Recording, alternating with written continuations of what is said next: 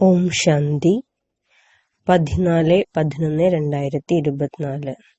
ശിവബാബ പറയുന്നു, മധുരമായ കുട്ടികളെ, ഈ കണ്ണുകൾ കൊണ്ട് എന്തെല്ലാം കാണുന്നുവോ അവയെല്ലാം കണ്ടുകൊണ്ടും കാണാതിരിക്കൂ. ഇവയോടുള്ള മമത്വം കളയൂ. എന്തുകൊണ്ടെന്നാൽ ഇവ അഗ്നിക്കിരയാകാനുള്ളതാണ്. ചോദ്യം: ലോകത്തിലുള്ളവർക്ക് അറിയാത്ത ഈശ്വരീയ ഗവൺമെന്റിന്റെ ഗുപ്തമായ കർത്തവ്യം എന്താണ്? ഉത്തരം: ഈശ്വരീയ ഗവൺമെന്റ് ആത്മാക്കളെ പാവനമാക്കി മാറ്റി ദേവതയാക്കി മാറ്റുന്നു. ഇതാണ് വളരെ ഗുപ്തമായ കർത്തവ്യം. ഇത് മനുഷ്യർക്ക് മനസ്സിലാക്കാൻ സാധിക്കില്ല. എപ്പോൾ മനുഷ്യൻ ദേവതയാകുന്നുവോ അപ്പോഴേ നരകവാസിയിൽ നിന്നും സ്വർഗവാസിയാകാൻ സാധിക്കൂ. മനുഷ്യന്റെ സ്വഭാവം പൂർണ്ണമായും വികാരങ്ങളാൽ മോശമായിരിക്കുന്നു. നിങ്ങൾ ഇപ്പോൾ എല്ലാവരെയും ശ്രേഷ്ഠ സ്വഭാവമുള്ളവരാക്കി മാറ്റുന്നതിനുള്ള സേവനം ചെയ്യുന്നു. ഇതാണ് നിങ്ങളുടെ മുഖ്യ കർത്തവ്യം. ഓം ശാന്തി. എപ്പോൾ ഓം ശാന്തി എന്ന് പറയുന്നുവോ അപ്പോൾ തന്റെ സ്വധർമ്മവും തന്റെ വീടും ഓർമ്മ വരുന്നു. പിന്നെ വീട്ടിൽ തന്നെ ഇരിക്കുകയല്ലേ വേണ്ടത്. ബാബയുടെ കുട്ടിയായി മാറിയെങ്കിൽ തീർച്ചയായും സ്വർഗത്തിന്റെ സമ്പത്തും ഓർമ്മ വരും. ഓം ശാന്തി എന്ന് പറയുന്നതിലൂടെയും മുഴുവൻ ജ്ഞാനവും ബുദ്ധിയിൽ വരുന്നു. ഞാൻ ആത്മാവ് ശാന്ത സ്വരൂപമാണ്. ശാന്തിയുടെ സാഗരനായ അച്ഛന്റെ കുട്ടിയാണ്. സ്വർഗത്തിന്റെ സ്ഥാപന ചെയ്യുന്ന അതേ അച്ഛൻ നമ്മെ പവിത്രവും ശാന്ത സ്വരൂപവുമാക്കി മാറ്റുന്നു. പവിത്രതയാണ് മുഖ്യമായ കാര്യം. പവിത്ര ലോകവും അപവിത്ര ലോകവുമുണ്ട്. പവിത്ര ലോകത്തിൽ ഒരു വികാരം പോലും ഉണ്ടാകില്ല. അപവിത്ര ലോകത്തിൽ 5 വികാരങ്ങളുമുണ്ട്. അതിനാലാണ് വികാരി ലോകം എന്ന് പറയുന്നത്. അത് നിർവികാരി ലോകമാണ്. നിർവികാരി ലോകത്തിൽ നിന്നും പിന്നീട് ഏണിപ്പടി താഴേക്കിറങ്ങി വികാരി ലോകത്തിലെത്തുന്നു. അതാണ് പാവനമായ ലോകം. ഇതാണ് പതിതമായ ലോകം. രാമരാജ്യവും രാവണരാജ്യവും ഉണ്ടല്ലോ. സമയത്തെക്കുറിച്ച് രാത്രി എന്നും പകൽ എന്നും മഹിമയുണ്ട്. ബ്രഹ്മാവിന്റെ പകലും ബ്രഹ്മാവിന്റെ രാത്രിയും. പകൽ സുഖവും രാത്രി ദുഃഖവും. രാത്രി അലഞ്ഞു തിരിയുന്നതിൻ്റെതാണ്. സാധാരണ രാത്രിയിൽ ആരും അലഞ്ഞു തിരിയുന്നില്ല. എങ്കിലും ഭക്തി അലച്ചിലാണ്. നിങ്ങൾ കുട്ടികൾ ഇവിടെ വന്നിരിക്കുന്നത് സദ്ഗതി പ്രാപ്തമാക്കാനാണ്. നിങ്ങൾ ആത്മാക്കളിൽ 5 വികാരങ്ങളുടെ പാപം ഉണ്ടായിരുന്നു. അതിലും മുഖ്യമാണ് കാമത്തിന്റെ വികാരം. ഇതിനാൽ തന്നെയാണ് മനുഷ്യൻ പാപാത്മാവായി മാറിയത്. നമ്മൾ പതിതമാണ് എന്നത് എല്ലാവർക്കും അറിയാവുന്നതാണ്. ഭ്രഷ്ടാചാരത്തിലൂടെയാണ് ജന്മമെടുത്തത്. ഒരേ ഒരു കാമവികാരത്തിന്റെ കാരണത്താൽ മുഴുവൻ യോഗ്യതകളും ഇല്ലാതാകുന്നു. അതിനാൽ ബാബ പറയുന്നു, ഈ കാമവികാരത്തെ വിജയിക്കൂ. എങ്കിൽ ജഗത് ജീത്തും പുതിയ ലോകത്തിന്റെ അധികാരിയുമായി മാറും. അതിനാൽ ഉള്ളിൽ ഇത്രയും സന്തോഷമുണ്ടായിരിക്കണം.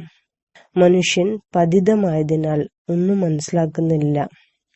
ഈ കാമത്തിന്റെ പേരിൽ തന്നെ എത്ര ബഹളങ്ങൾ ഉണ്ടാകുന്നു, എത്ര അശാന്തി, എത്ര അയ്യോ അയ്യോ എന്ന നിലവിളി ഉണ്ടാകുന്നു. ഈ സമയത്ത് ലോകത്ത് അയ്യോ അയ്യോ എന്ന നിലവിളി എന്തുകൊണ്ടെന്നാൽ എല്ലാവരും പാപാത്മാക്കളാണ്. വികാരങ്ങളുടെ കാരണത്താലാണ് അസുരൻ എന്ന് പറയുന്നത്. ഇപ്പോൾ ബാബയിലൂടെ മനസ്സിലാക്കി, ഞങ്ങൾ തീർത്തും കക്കയ്ക്കു സമാനം നയാ പൈസയ്ക്ക് വിലയില്ലാത്തവരായിരുന്നു. ഉപയോഗത്തിൽ വരാത്ത വസ്തുക്കളെ തീയിലിടാറുണ്ട്. ഇപ്പോൾ നിങ്ങൾ കുട്ടികൾ മനസ്സിലാക്കുന്നുണ്ട്, ലോകത്തിൽ ഉപകാരമുള്ള ഒരു വസ്തുവുമില്ല. സർവ മാനവകുലത്തിനും തീ പിടിക്കാനുള്ളതാണ്. എന്തെല്ലാം ഈ കണ്ണുകൾ കൊണ്ട് കാണുന്നുവോ എല്ലാത്തിനും തീ പിടിക്കും. ആത്മാവിന് തീ പിടിക്കില്ല. ആത്മാവ് ഇൻഷ്വർ ചെയ്ത പോലെയാണ്. എന്താ ആത്മാവിനെ എപ്പോഴെങ്കിലും ഇൻഷ്വർ ചെയ്യുമോ? ഇൻഷ്വർ ചെയ്യുന്നത് ശരീരത്തെയാണ്. കുട്ടികൾക്ക് മനസ്സിലാക്കി തന്നിട്ടുണ്ട്, ഇത് കളിയാണ്. ആത്മാവ് 5 തത്വങ്ങൾക്കും ഉപരിയാണ്. 5 തത്വങ്ങൾ കൊണ്ടാണ് ലോകത്തിലെ മുഴുവൻ സാമഗ്രികളും നിർമ്മിച്ചിരിക്കുന്നത്. ആത്മാവ് ഉണ്ടാകുന്നതല്ല, ആത്മാവ് സദാ ഉള്ളതാണ്.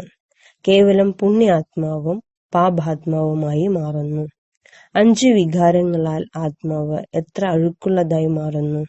ഇപ്പോൾ ബാബ വന്നിരിക്കുകയാണ് പാപങ്ങളിൽ നിന്നും മുക്തമാക്കുന്നതിനായി. വികാരത്താൽ മുഴുവൻ സ്വഭാവവും മോശമാകുന്നു. സ്വഭാവം എന്ന് എന്തിനെയാണ് പറയുന്നത്? അതും ആർക്കും അറിയില്ല. പാണ്ഡവരുടെ രാജ്യം, കൗരവരുടെ രാജ്യം എന്നെല്ലാം മഹിമയുണ്ട്. ഇപ്പോൾ പാണ്ഡവർ ആരാണ് എന്നതും ആർക്കും അറിയില്ല.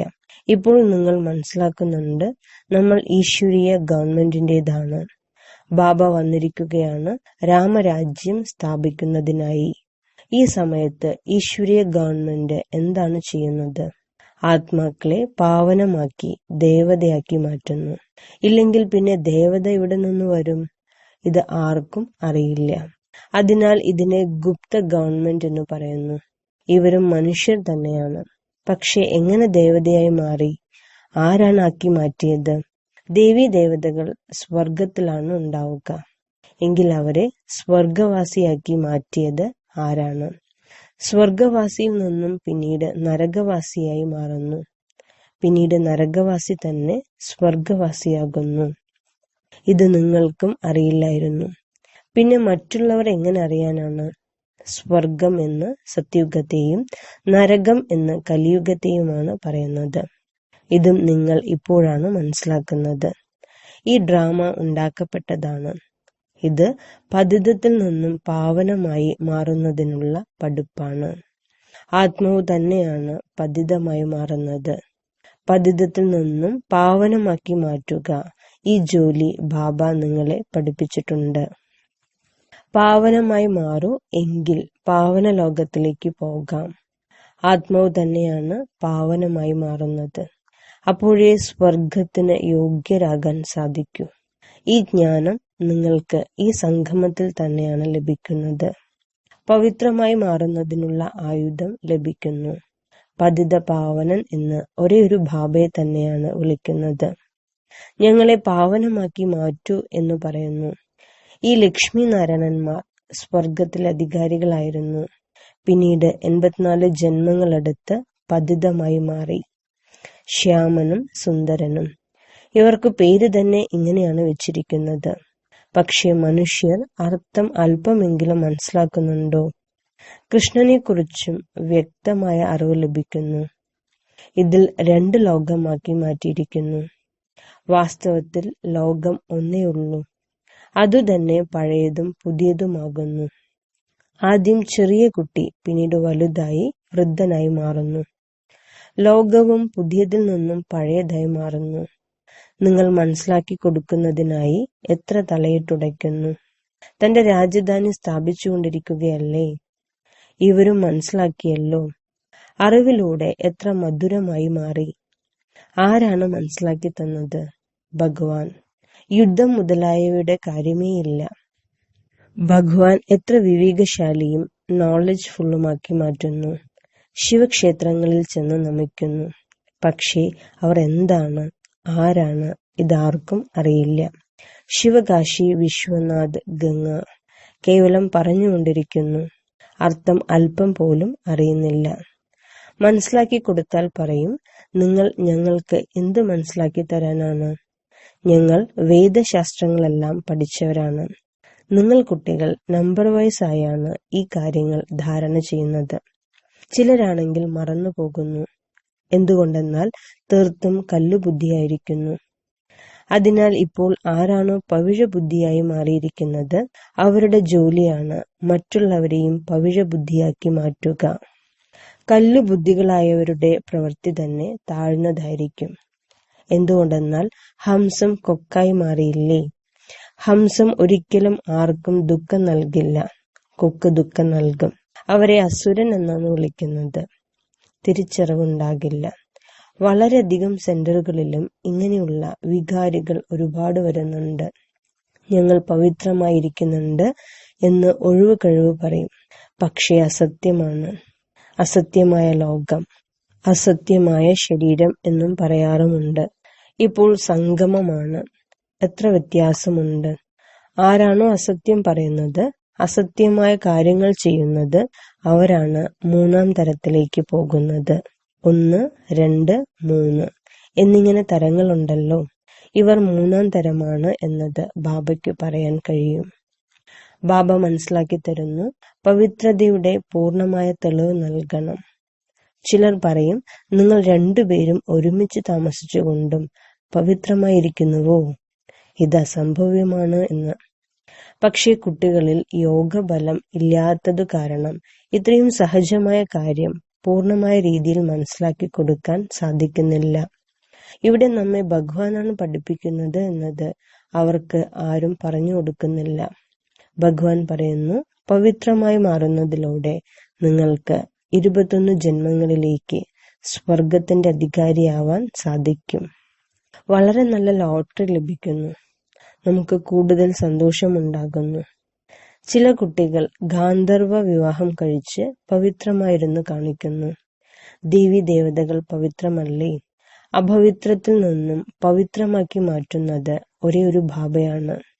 ജ്ഞാനം, ഭക്തി, വൈരാഗ്യം ഇതും മനസ്സിലാക്കി തന്നിട്ടുണ്ട്.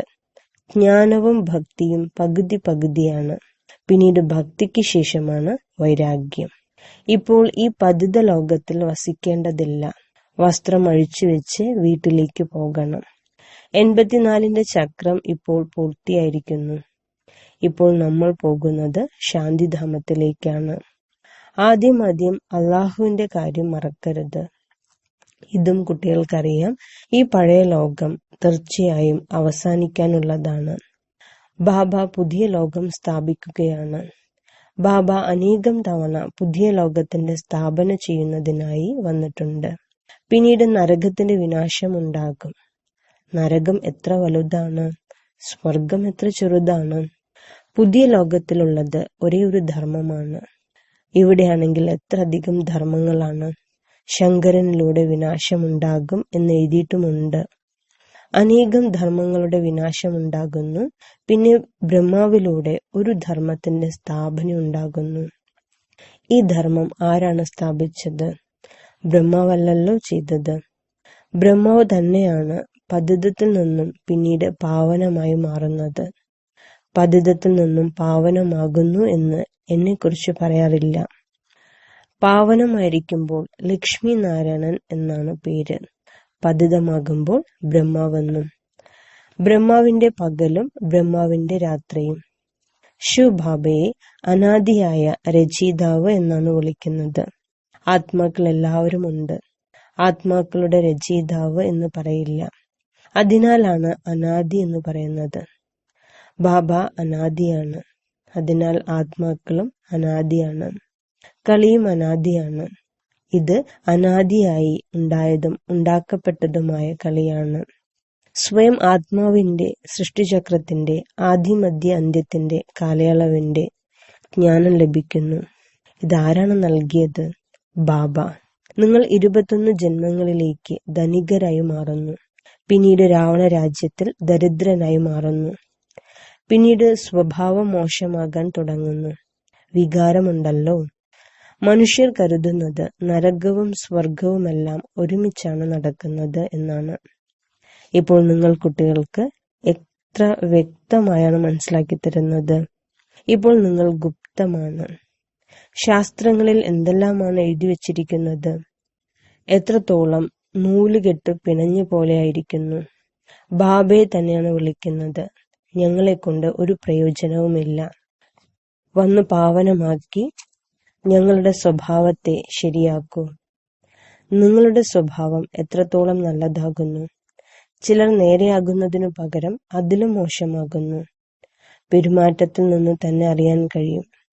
ഇന്ന് ഹംസമാണെന്ന് പറയും, നാളെ കൊക്കായി മാറും. സമയമെടുക്കുന്നില്ല. സമയവും വളരെ ഗുപ്തമാണ്. ഇവിടെ ഒന്നും കാണാൻ കഴിയില്ല. പുറത്തിറങ്ങുന്നതിലൂടെ കാണാൻ സാധിക്കും. പിന്നീട് ആശ്ചര്യത്തോടെ കേട്ടു, എന്നിട്ട് ഉപേക്ഷിച്ചു പോകുന്നു. ഇത്രയും ശക്തിയോടെയാണ് വീഴുന്നത്. അസ്ഥികൾ പോലും പൊട്ടിപ്പോകുന്നു. ഇന്ദ്രപ്രസ്ഥത്തിന്റെ കാര്യമാണ്. അറിയാൻ തന്നെ കഴിയും. ഇങ്ങനെയുള്ളവർ പിന്നെ സഭയിലേക്ക് വരരുത്. അല്പം ജ്ഞാനം കേട്ടിട്ടുണ്ടെങ്കിൽ പോലും സ്വർഗത്തിലേക്ക് വരും. ജ്ഞാനത്തിന് വിനാശമുണ്ടാകില്ല. ഇപ്പോൾ ബാബ പറയുന്നു, പുരുഷാർത്ഥം ചെയ്ത് ഉയർന്ന പദവി പ്രാപ്തമാക്കൂ. അഥവാ വികാരത്തിലേക്ക് പോവുകയാണെങ്കിൽ പദവി ഭ്രഷ്ടമാകും. ഈ ചക്രം എങ്ങനെയാണ് കറങ്ങുന്നത് എന്നത് ഇപ്പോൾ നിങ്ങൾക്ക് മനസ്സിലായി. ഇപ്പോൾ നിങ്ങൾ കുട്ടികളുടെ ബുദ്ധി എത്രത്തോളം മാറിയിരിക്കുന്നു. എന്നിട്ടും മായ തീർച്ചയായും വഞ്ചിക്കുന്നുണ്ട്. ഇച്ഛ മാത്രം അവിദ്യ. എന്തെങ്കിലും ആഗ്രഹം വെച്ചാൽ തുറന്നു അണാ പൈസയ്ക്ക് വിലയില്ലാത്തവരായി മാറും. നല്ല നല്ല മഹാരഥികളെ പോലും മായ ഏതെങ്കിലും പ്രകാരത്തിൽ ചതിക്കുന്നുണ്ട്. പിന്നീട് അവർക്ക് ഹൃദയത്തിൽ സ്ഥാനം ലഭിക്കില്ല. ചില കുട്ടികൾ ഇങ്ങനെയുമുണ്ട്. അവർക്ക് അച്ഛനെ തന്നെ കൊല്ലാൻ സമയം വേണ്ടിവരില്ല. കുടുംബത്തെ തന്നെ ഇല്ലാതാക്കുന്നു. മഹാപാപമുള്ള ആത്മാക്കളാണ്. രാവണൻ എന്തെന്തെല്ലാം ചെയ്യിക്കുന്നു. വളരെ വെറുപ്പുണ്ടാകുന്നു. എത്ര മോശമായ ലോകമാണ്. ഇതിൽ ഒരിക്കലും ഇഷ്ടം വയ്ക്കരുത്. പവിത്രമായി മാറുന്നതിന് വളരെയധികം ധൈര്യം വേണം. വിശ്വത്തിന്റെ ചക്രവർത്തി പദമാകുന്ന സമ്മാനം നേടാൻ മുഖ്യമായി വേണ്ടത് പവിത്രതയാണ്. പവിത്രതയുടെ മേൽ എത്ര ബഹളങ്ങൾ ഉണ്ടാകുന്നു. അല്ലയോ പതിത പാവന വരൂ എന്ന് ഗാന്ധിജിയും പറയുമായിരുന്നു. ഇപ്പോൾ ബാബ പറയുന്നു, ചരിത്രവും ഭൂമിശാസ്ത്രവും വീണ്ടും ആവർത്തിക്കപ്പെടും. എല്ലാവർക്കും തിരിച്ചു വരിക തന്നെ വേണം. ഇപ്പോൾ ഒരുമിച്ച് പോകണം. ബാബയും വന്നിട്ടുണ്ടല്ലോ, എല്ലാവരെയും വീട്ടിലേക്ക് കൂട്ടിക്കൊണ്ടു പോകുന്നതിനായി. ബാബ വരാതെ ആർക്കും തിരിച്ചു പോകാൻ സാധിക്കില്ല. ശരി, വളരെ കാലത്തെ വേർപാടിനു ശേഷം തിരിച്ചു കിട്ടിയ മധുരമായ കുട്ടികൾക്ക് മാതാവും പിതാവുമായ ബാബ്ദാദയുടെ സ്നേഹസ്മരണയും പുലർകാല വന്ദനവും. ആത്മീയ അച്ഛന്റെ ആത്മീയ കുട്ടികൾക്ക് നമസ്കാരം. ആത്മീയ കുട്ടികളുടെ ആത്മീയ അച്ഛന് നമസ്കാരം. ധാരണയ്ക്കുള്ള മുഖ്യമായ സാരം. മായയുടെ ചതിയിൽ നിന്നും രക്ഷപ്പെടുന്നതിനു വേണ്ടി ഒരു പ്രകാരത്തിലുള്ള ആഗ്രഹങ്ങളും വെക്കരുത്. ഇച്ഛ മാത്രം അവിദ്യയായി മാറണം. വിശ്വത്തിന്റെ ചക്രവർത്തി പദം നേടുന്നതിന് പവിത്രത മുഖ്യമാണ്. അതിനാൽ പവിത്രമായി മാറുന്നതിനുള്ള ധൈര്യം കാണിക്കണം. തന്റെ സ്വഭാവത്തെ നല്ലതാക്കണം. വരദാനം: സദാ ഓർമ്മയുടെ കുടക്കീഴിൽ മര്യാദയുടെ രേഖയ്ക്കുള്ളിൽ കഴിയുന്ന മായാജീത് വിജയിയായി ഭവിക്കട്ടെ. ബാബയുടെ ഓർമ്മ തന്നെയാണ് കുടക്കീഴ്. കുടക്കീഴിൽ കഴിയുക എന്നാൽ മായാജീത് വിജയിയാകുക. സദാ ഓർമ്മയുടെ കുടക്കീഴിലും മര്യാദയുടെ രേഖയ്ക്കുള്ളിലും കഴിയൂ. എങ്കിൽ ആർക്കും അകത്തേക്ക് പ്രവേശിക്കാനുള്ള ധൈര്യമുണ്ടാകില്ല. മര്യാദയുടെ വരയിൽ നിന്ന് പുറത്തു പോകുന്നുവെങ്കിൽ മായയും തന്റേതാക്കാൻ സമർത്ഥനാണ്. എന്നാൽ നാം അനേകം തവണ വിജയിയായതാണ്. വിജയമാല നമ്മുടെ തന്നെ ഓർമ്മചിഹ്നമാണ്. ഈ സ്മൃതിയോടെ സദാ സമർത്ഥമായിരിക്കൂ. എങ്കിൽ മായയോട് പരാജയപ്പെടില്ല. സ്ലോഗൻ: സർവ ഖജനാക്കളെയും സ്വയത്തിൽ നിറയ്ക്കൂ. എങ്കിൽ സമ്പന്നതയുടെ അനുഭവം ഉണ്ടായിരിക്കും. ഓം ശാന്തി.